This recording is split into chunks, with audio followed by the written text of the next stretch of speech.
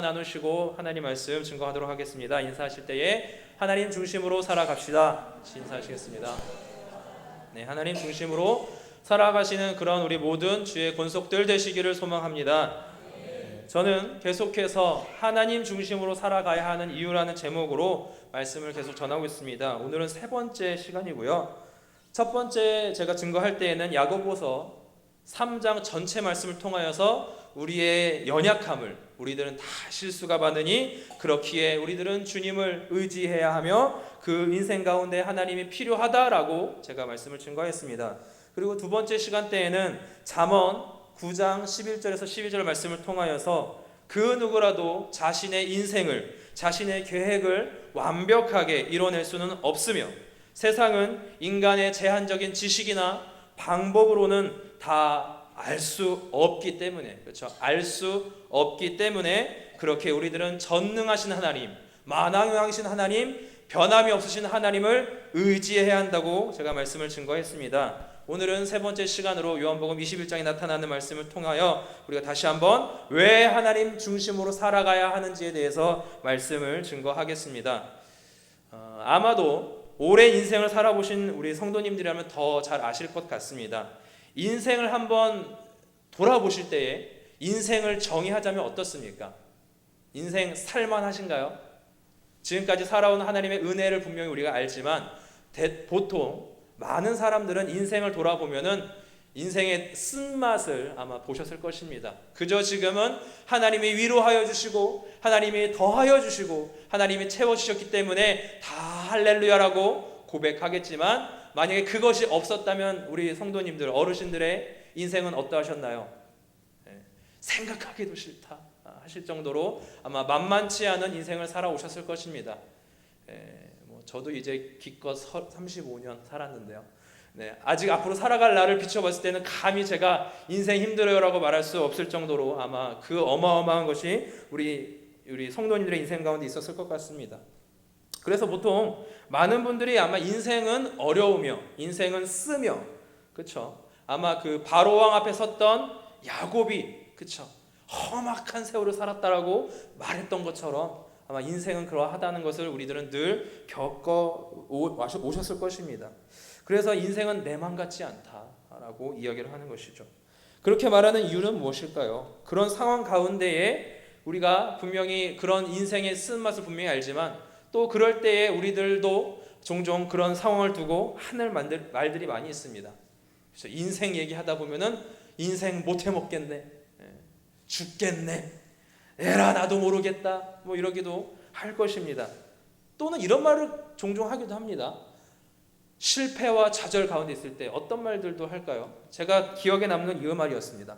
하늘도 무심하시지 라는 표현을 아마 우리 성도님들은 안 쓰실 건데 여러 많은 인생을 살아보신 분들이 무심한 하늘을 탓할 때가 있습니다. 이것은 어떤 의미인가요? 아마 이 말을 하는 분들이 하늘에 있는 어떤 절대자를 인정하는지 그 어떤 절대자를 믿는지는 모르겠지만 하늘도 무심하시지라고 하는 상황 가운데에는 뭔가 자신의 상황이 내 뜻대로 되지 않는 그러한 그런 상황 가운데 누군가라도 탓하고 싶고 내 이 어떤 인생을 이끄는 어떤 누군가에 대한 어떤 원망을 하고 싶어하는 것이 제법 있다는 것을 아마 반증하는 것 같습니다. 그렇다면 우리 성도님들은 어려운 일들을 맞닥뜨릴 때에 아니면 어려운 상황이 계속될 때에 어떻게 반응하시나요? 물론 기도하시는 줄로 믿습니다. 그리고 그 가운데 더 하나님을 찾아 하나님께 엎드리신 줄로 압니다. 근데 저는 이제 그런 어떤 모습을 많이 본 게 뭐냐면은 어떤 그런 순간적인 어려움이 있을 때 보통 어떻게 우리가 반응을 하죠? 주여 이렇게 나지막하게 주님을 찾습니다. 또는 아버지 하면서 하나님 아버지를 찾는 그러한 것들을 제가 종종 봤습니다. 이렇게 하는 가운데 그 주님을 찾는 이유, 아버지를 찾는 그 이유는 무엇인가요? 그런 가운데 어떠한 마음으로 또한 그렇게 주님을 찾고 계신가요? 대부분의 우리 성도님들이라면 그 가운데에도 하나님의 그 존재를 인정하는 거죠. 지금도 나와 함께 하시는 하나님을 내가 의지합니다 라고 하는 것일 수도 있고요. 지금 나 힘듭니다 아버지 주여 하면서 도와주세요. 그렇게 하는 어떤 그런 도움을 간구하는 그런 부르짖음일 수도 있습니다. 근데 요즘에 또 이제 젊은 사람들 중에는 어떤 그런 상황 가운데 다양한 생각을 한다고 합니다. 어떤 생각을 하냐면요, 어떤 사람은 그러한 인생의 고통의 문제, 고통의 어떤 연속에 있는 그때에는 이렇게도 얘기합니다. 하나님이 있기는 있는 건가? 하나님은 분명히 있으신 건가? 라고 하며 하나님의 존재를 의심하기도 합니다. 또 어떤 사람은 하나님은 계시긴 계신데 일하고 계신가? 마치 그냥 산신령처럼 저 구름 속에서 그냥 낚시하면서 그러고 계신 건 아닐까 하면서 하나님의 일하심을, 하나님의 역사를 의심하기도 합니다. 또는 어떤 사람은 아니 사랑의 하나님이시라면서요, 나를 사랑하신다면서요, 악인도 좋은 것으로 자식에게 준다고 하시면서 나에게 좋은 것을 성령을 주신다고 하셨으면서 왜 나는 여전히 힘든가요?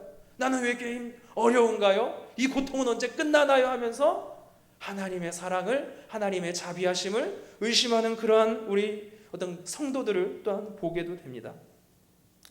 어쨌든 간에 저는 이러한 마음이든 간에 우리가 놓치지 말할 것은 그런 가운데 우리가 분명히 하나님의 그 역사를, 하나님의 일하심을 의심하면서도 다시 한번 우리에게 절대적으로 필요한 것은 하나님이시라는 것, 그리고 우리에게 분명하게 도움을 주시는 분은 오직 주님이라는 사실을 우리들은 놓쳐서는 안 된다는 것입니다. 오늘 본문에서는 이렇게 좌절 가운데, 어떻게 보면 알 수 없는 인생 가운데에 해결되지 않는 그러한 인생의 문제 가운데 있는 제자들이 등장합니다. 이 제자들이 등장하는데요, 그들이 실패와 좌절 가운데 있는데 어떻게 그 상황을 이겨내는지, 그리고 그 가운데 어떻게 우리 주님은 역사하셨는지, 우리 주님은 어떻게 제자들을 위로하셨는지, 제자들에게 어떻게 하나님의 자녀로서 제자로서 살도록 이끄셨는지를 우리 한번 이 요한복음 21장 말씀을 통하여서 우리 한번 살펴보도록 하겠습니다. 오늘 본문 요한복음 21장을 보게 되면은 7명의 제자가 등장합니다. 특별히 베드로, 도마, 나다나엘, 그다음에 세베대의 두 아들은 누구냐면 야고보와 요한, 그리고 다른 두 제자가 등장하는데요, 이름은 안 나옵니다. 어쨌든 이 7명이 어디 있었냐면 갈릴리 호수의 이름 중에 하나인 디베랴 호수에 있었습니다. 그때에 이들은 무엇을 하려고 했나요? 우리 함께 3절, 우리 21장 3절 말씀을 함께 같이 보도록 하겠습니다. 3절 같이 봅니다. 시몬 베드로가 나는 물고기를 잡으러 가노라 하니 그들이 우리도 함께 가겠다 하고 나가서 배에 올랐으나 그날 밤에 아무것도 잡지 못하였더니. 아멘. 자, 이들은 지금 누구입니까? 제가 앞서 제자들이라고 했습니다. 원래 제자들은 어떠한 사명을 감당했었나요? 예수님의 제자들은, 그렇죠, 주님의 부름에 따라 제자가 되어서, 그렇죠, 특별히 사람을 낚는 어부로서 그들은 제자의 삶을 살았습니다. 근데 여기서 보게 되니까 지금 뭔가 이상하게 제자들은 그 일이 아닌, 그 사역이 아닌, 사명이 아닌 다른 일을 하려고 합니다. 그것은 바로 물고기를 잡으러 간다고 합니다. 예수님이 살아계실 때에는 제자로의 부르심을 받아 사람을 낚는 어부였던 이들이 지금은 사람이 아닌 그저 물고기를 잡으러 간다는 것입니다. 상황을 좀 설명을 드리면요, 지금은 예수님이 부활하신 이후입니다. 근데 부활하신 예수님께서 지금 이들과 함께 하지는 않으십니다. 제자들에게 나타나서 부활의 은혜를, 성령, 그 평안을 선포하신 이유이긴 하지만 지속적으로 늘 제자와 함께 했었던 예수님이 지금 제자들과는 함께 하지 않는 상황이라는 것이죠. 근데 그런 가운데에 제자들이 하는 것은 무엇이냐? 저는 처음에는 이들이 지금 왜 이럴까라는 생각했는데 한편으로 생각을 하게 되면은 제자들이 하는 행동은 어떻게 보면은 그저 자연스러운 행동이라고도 생각이 되어집니다. 왜냐하면 그들이 지금 당장에 무엇을 해야 하는지를 모른다는 것이죠. 그동안은 주님의 가르침에 따라만 행동을 했었기 때문에 예수님의 명령에 따라 그들은 행했었지만 예수님의 부재로 인하여서 지금 그들은 원래 했었던 어부의 일을 하려고 했다는 것입니다. 어떻게 보면 당장에 먹고 사는 문제를 해결하는 하나의 모습일 수도 있는 것입니다. 하지만 그런 가운데 우리가 놓치지 말아야 할 것은 지금 이들의 변화 가운데에 우리들이 과연 우리 주님께서 이들과 함께하지 않았느냐를 보는 것입니다. 주님 이들과 함께하지 않았다고 우리가 볼 수도 있지만 이 문맥 전체를 보게 되면 그 가운데 분명히 우리 주님은 제자들의 모든 상황 가운데 함께 하셨음을 분명히 보여주고 있습니다. 한번 우리 3절 말씀을 다시 보겠습니다. 3절 봅니다. 시몬 베드로가 나는 물고기를 잡으러 가노라 하니 그들이 우리도 함께 가겠다 하고 나가서 배에 올랐으나 그날 밤에 아무것도 잡지 못하였더니. 아멘. 끝에 보게 되면은 그들이 물고기를 잡으러 나갔습니다. 그렇죠? 근데 그들의 결과는 어떻게 됐죠? 그날 밤에 아무것도 잡지 못하였다라고 합니다. 보통 여기까지만 보게 되면은 왠지 이들에게 지금 뭔가 불행한 일들이 계속 되는 것처럼 보입니다. 특히 요한복음 21장은 크게 두 가지 사건을 다루고 있습니다. 주님의 명령에 따라 그물을 던졌더니 153마리의 물고기를 잡았다는 것과 베드로와 예수님의 사랑 문답, 내 양을 먹이라 치라 하는 사랑 문답이 되게 주목이 되는데요. 근데 이 가운데 보게 되면은 실패하는 제자들의 모습 가운데 어찌 보면 뭔가 이들의 지금 불행한 모습을 우리가 찾게 되는 것입니다. 하지만 저는 여기서 먼저 우리가 볼 수 있는 것은 이렇게 자신의 어떤 물고기를 잡으러 가는 목표를 행하는 가운데에 어떠한 실패를 경험하는 제자들 가운데 있어서도 여전히 주님께서 제자들과 함께 하고 있음을 발견하게 됩니다. 왜냐하면요, 지금 여기서 17제자 이름을 나열을 했지만 크게 여기서 베드로와 야고보와 요한, 이들은 원래 직업이 무엇이었습니까? 제자가 되기 전에 어부였습니다. 저는 고민을 했습니다. 어부였던 이들이 과연 이 능수능란한 어부의 일을 실패할 정도의 그런 어떤 실수를 했을까라는 것이죠. 아무것도 못 잡을 정도의 그런 환경이었을까라고 생각하는 것입니다. 그러니까 무슨 말이냐면 이 가운데 제자들이 물고기를 잡지 못하는 그 상황은 뭔가 예수님께서 특별하게 역사하시는 장면임을 우리가 발견하게 되는 것입니다. 보통 우리들은 하나님의 역사가 주님의 도우심과 주님의 일하심이 항상 좋은 쪽으로만 일어난다고 생각을 한다는 것이죠. 그러한 기대를 아마 갖고 계실 것입니다. 주님이 함께 하시면 우리들은 항상 좋은 일만 있을 거야, 우리는 행복할 거야 라고 우리들은 보통 그러한 상황을 예상하게 됩니다. 하지만 우리가 깊이 있게 성경을 보신 분들은 알 것입니다.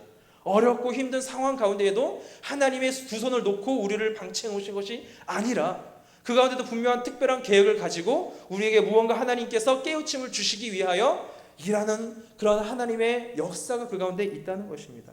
즉, 이 물고기를 잡지 못하는 상황 가운데 있는 것은 실패와 좌절 속에 있는 제자들이라는 것을 말하는 것이 아니라 그런 가운데에도 우리 주님께서 결코 함께하지 않으셨다는 것을, 함께 하셨다는 것을 말하는 그러한 사건인 것입니다. 왜 그렇습니까? 만약에 인생 가운데 우리가 계속해서 어렵고 고된 일만을 계속되는 것을 바라보게 된다면은 우리들은 그 가운데 아까 앞서 했던 것처럼 하나님의 존재를, 하나님의 일하심을, 하나님의 그 사랑을 의심하게 된다는 것이죠.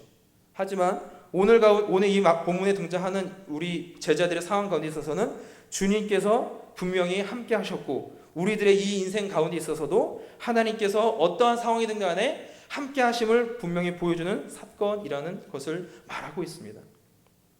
오늘 본문에서 제자들이 겪는 시련은 어찌 보면은 그렇죠, 제자의 모습에는 상반되는 모습인 것입니다. 하지만 그러한 인내와 시련을 통해서 주님께서 무엇을 하시길 원했던 걸까요? 주님은 제자들에게 무엇을 알려주시고자 했던 걸까요? 이 말씀은 이 시대를 살아가는, 여전히 실패와 어려운 인생을 살아가는 우리들에게 어떠한 교훈을 주기 위한 사건일까요? 그것은 무엇입니까? 바로 자녀들에게 하나님은 언제나 함께 하시며 어떠한 상황 가운데 있어서도 주님께서 우리에게 일하신다는 것을 보여주는 것입니다. 그것을 우리가 기억할 때에 제자들에게 하나님이 나타나신 그 역사가 분명히 일어날 것입니다. 우리 한번 6절을 함께 보도록 하겠습니다. 6절 말씀을 같이 봅니다. 시작. 이르시되 그물을 배 오른편에 던지라, 그리하면 잡으리라 하시니 이에 던졌더니 물고기가 많아 그물을 들 수 없더라. 아멘. 4절 5절에는 무슨 말씀이 기록되냐면은 예수님께서 그 가운데 계속해서 바닷가에 서셨으나 제자들 알아보지 못했습니다. 그렇죠? 그런 실패 가운데 제자들은 예수님을 바라보지 못했던 것입니다. 하지만 그때 예수님께서는 제자들에게 이제 직접 나타나 말씀하십니다. 5절에 보게 되니까 얘들아 너희에게 고기가 있느냐 말씀하셨고 제자들이 그때 대답을 합니다. 없나이다니까 예수님께서는 제자들에게 오른편에 그물을 던지라고 말씀을 주십니다. 이 장면에서 우리가 알 수 있는 것은 무엇이냐면 그러한 실패와 환난 가운데 주님께서 말씀을 주심으로 우리에게 깨우쳐 주시는 것은 그런 가운데 여전히 제자들에게 무엇이 필요한지, 제자들에게 필요한 건 무엇이었냐면 바로 주님을 바라보고 주님의 말씀 가운데 그들이 순종하는 모습을 주님께서 원하셨던 것을 보게 됩니다. 우리가 지금 3절과 6절을 봤습니다. 3절과 6절은 공통점은 무엇이냐면 3절에서는 제자들이 스스로 무언가를 하려고 했다는 것입니다. 3절에서는 제자들이 무언가를 했다는 것이고 6절에서도 제자들은 동일하게 물고기를 잡는 행위를 했습니다. 3절과 6절은 어떻게 보면 대칭을 이루고 있는데요. 3절에서는 그들이 물고기를 잡는데 어떻게 물고기를 잡으려고 하죠? 자기들의 의지대로 하려고 하는 것이고요. 6절은 반대입니다. 6절에서는 제자들이 주님의 명령에 따라 순종할 때에 물고기를 잡는 행위를 한 것을 보게 됩니다. 여기서 베드로를 비롯한 제자들은 3절에서는 어떤 상황이냐면요. 그동안의 예수님의 가르침에 대해서 예수님의 부재로 인하여서 예수님의 명령을 반각한 것을 우리가 볼 수가 있습니다. 예수님께서는 그동안 제자들에게 무엇을 강조하셨었나요? 예수님께서는 제자들이 어떻게 살기를 명령하셨었나요?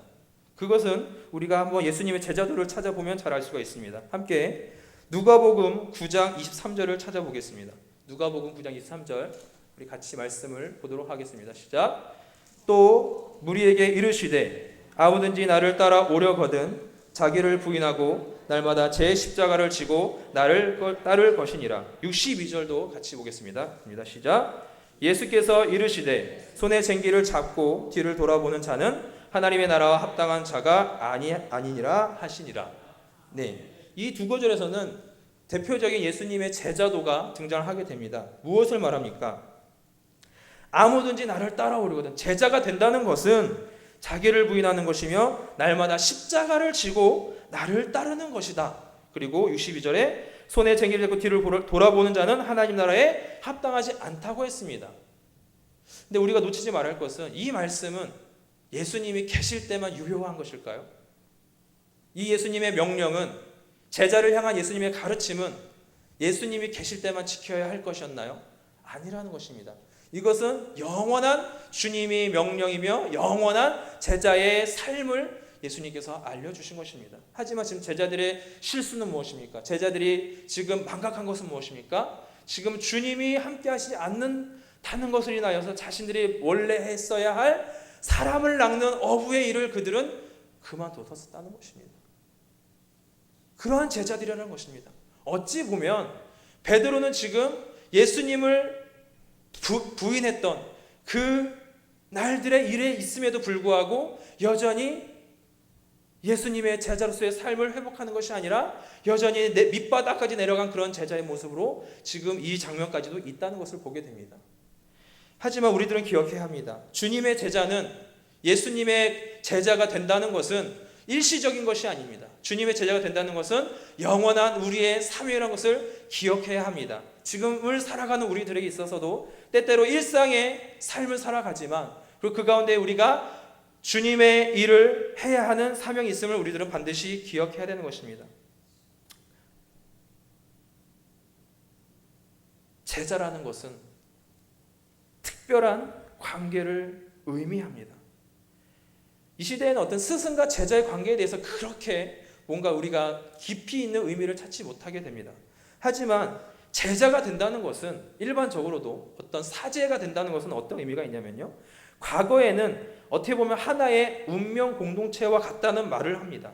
마치 제자는 스승이 있다는 것은 그 스승과 한 배를 탄 것이며 그 스승과 어떻게 보면 같이 죽고 같이 사는 그런 하나의 운명을 따라가는 것을 말하는 것이 사제지간이라는 것이죠. 근데 요즘에는 제자라고 해서 그저 우리가 어떻게 특별한 그런 것을 말하는 것이 아니라 그냥 어떻게 보면은 그냥 스승의 그냥 가르침에 그냥 어느 정도만 감당하는 것으로만 생각하게 된다는 것이죠.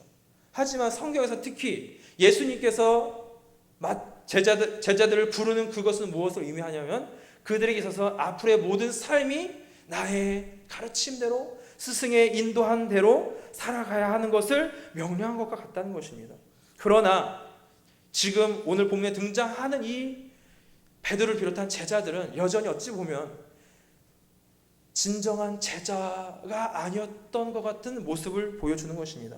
어찌 보면 아직은 참된 제자가 아니었던 것을 우리가 볼 수 있는 것입니다.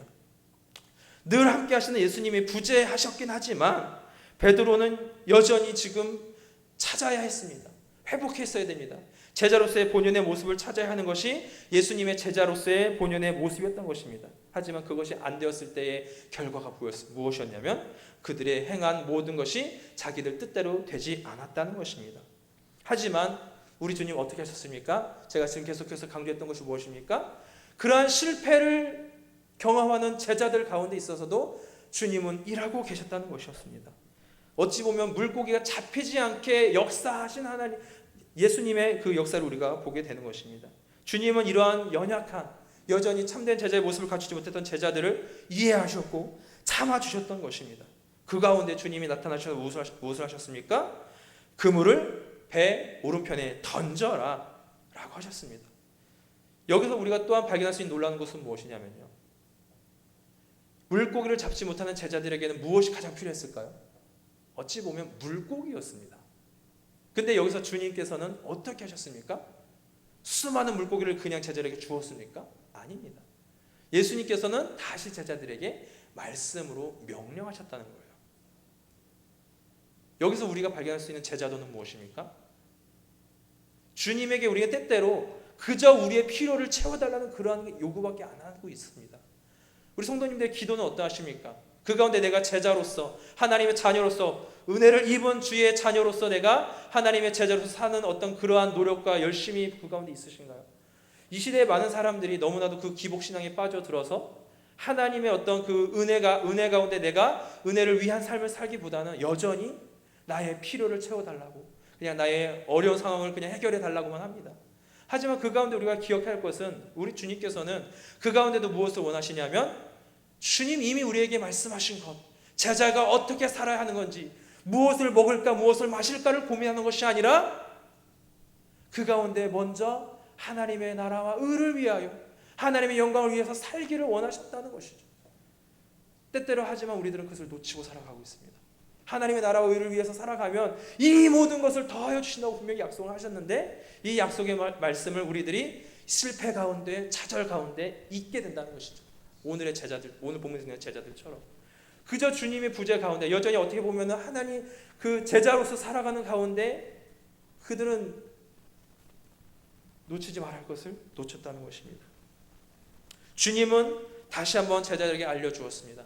제자는 무엇인지, 제자는 어찌해야 하는 것인지를 지금 가르쳐 주기 위해서 이 가운데에 역사하셨다는 것입니다. 무엇을 보시려는 건가요? 예수님에 대한, 스승에 대한 순종하는 것. 그 순종은 일시적인 것이 아니라 그저 예수님이 우리가 계실 때에만 그렇게 하는 것이 아니라 주님이 계시든지 안 계시든지 간에 우리가 어디서든지 간에 변함없이 제자가 되어야 한다는 것입니다. 아무리 성도님들은 교회에 있을 때보다 어떤 교회 밖에서의 생활이 더 많으실 것입니다. 그것은 무엇을 말하는 것입니까? 교회에 있든지 간에 교회 밖에 있든지 간에 여러분들은 변함없는 주님의 제자입니다. 주님의 제자는 사실을 놓치지 말아야 합니다. 그 사실 가운데 우리가 기억할 것은 그것을 통하여서 우리 주님, 우리를 바라보고 계신다는 것입니다. 주님을 향한, 스승을 향한 충성된 마음을 보시고자 하는 것입니다. 그래서 이 시대에 우리가 여전히 주님이 필요한 이유는, 하나님 중심으로 살아야 하는 이유는 그러한 주님의 가르침과 주님의 변함없으신 우리의 인도하심을 우리가 믿어야 하기 때문입니다. 5절을 같이 보도록 하겠습니다. 5절 말씀입니다. 시작.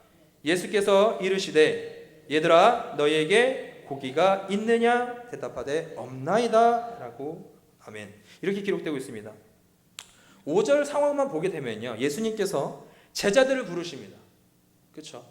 제자들을 부르시는 가운데 여기서 특별한 표현을 하는데요, 얘들아 라고 표현을 하십니다. 이 말의 어떤 헬라어의 원어는 무엇이냐면 상당히 친근한 표현이라고 이 주석가들은 표현을 하는데요, 정황상 어찌 보면은 예수님께서는요 제자들을 바라볼 때에 그저 친근하게 부를 수 없는 상황이라는 것이죠. 그렇죠? 제자들은 지금 어떻게 보면은 여전히 연약한 상태에 그렇게 있지만 우리 주님께서는 그러한 상황에 있는 제자를 하더라도 친근한 표현으로 제자를 부르시면서 그들에게 다시 한번 자비와 사랑을 베푸시는 것을 보게 됩니다. 즉 우리가 실패하고 넘어지더라도 주님께서는 그런 상황 가운데는 우리를 사랑으로 품어주실 우리 주님이시라는 것을 우리들은 기억해야 하는 것입니다. 결국에 이 시대를 살아가는 우리들에게 왜 하나님의 중심을 살아가는 이유가 무엇이냐면, 우리에게 하나님의 뜻과 하나님의 방법이 있을 때에만 우리가 이 세상 가운데에 승리하는 삶을 살 수 있기 때문인 것입니다. 우리 인생 가운데 때때로 이 본문에 등장하는 제자들처럼 물고기가 잡히지 않는 그러한 어떤 상황이 있을 수도 있습니다. 하지만 그때 우리들은 결코 주님을 원망해서는 안 됩니다. 그때에도 역사하시는 우리 주님, 나를 사랑하시는 주님, 어떠한 깨달음을 나에게 주시고자 그러한 고통을 주시는지, 환난을 주신지 우리들은 한번 그 가운데 주님을 향하여서 엎드려야 하는 것입니다. 그리고 사랑의 주님, 우리가 그렇게 주님을 찾을 때에, 주님을 의지할 때에, 주님의 뜻을 구할 때에 답을 주실 줄로 믿습니다. 그 가운데 우리가 그것을 해결할 수 있는 주님의 길을 우리에게 주실 줄로 믿습니다. 그래서 주님의 제자는 바로 그 가르침 앞에 언제라도 우리가 주님을 향하여 뜻을 이루기 위하여 나아갈 수 있는 자가 바로 제자인 것입니다. 그래서 우리의 중심에 주님의 뜻과 주님의 가르침을 늘 가슴에 품으시고, 그 가운데 주님께서 명령하실 때에 우리가 순종하며 나아가는 저희 모두가 되시기를 소망합니다. 그리고 때때로 환난과 시험이 있을 것입니다. 지금도 겪어오셨고 지금도 그 가운데 있었을 것이고, 그 환난과 시험이 앞으로도 있을 것입니다. 하지만 그때에도 변함없이 우리 주님 일하고 계십니다. 그리고 우리 주님 그 가운데 우리에게 제자로서 주님의 명령에 순종하기를 분명히 바라고 우리의 엎드림을 주님 원하실 것입니다. 그것을 기억하시고 앞으로를 살아가실 때에 주님의 중심으로 인하여서 하나님의 영광을 드러낼 수 있는 저희 모든 주의 자녀들, 주님의 제자 되시기를 소원합니다. 이 시간 우리 같이 기도하시겠습니다.